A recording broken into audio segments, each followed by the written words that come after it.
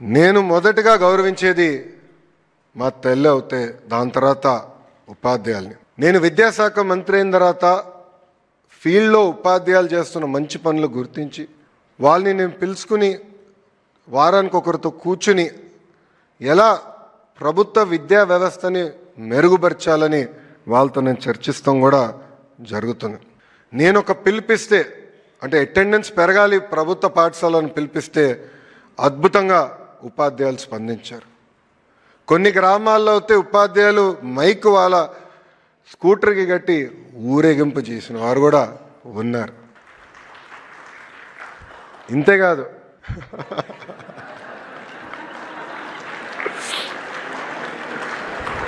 గట్టిగా చప్పట్లు కొట్టాలండి, కష్టపడ్డారు.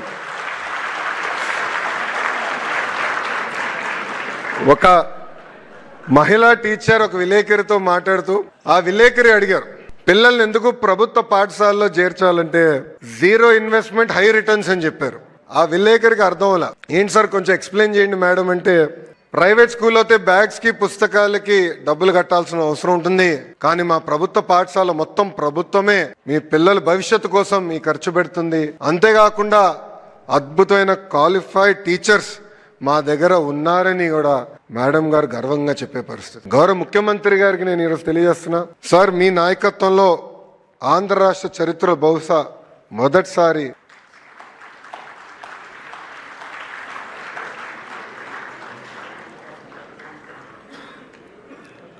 రాష్ట్ర చరిత్రలో బహుశా మొదటిసారి సార్ కొన్ని పాఠశాలల్లో నో అడ్మిషన్ బోర్డ్స్ అని కూడా పెట్టారు సార్. దానికి కారణం ఇక్కడున్న ఉపాధ్యాయులు.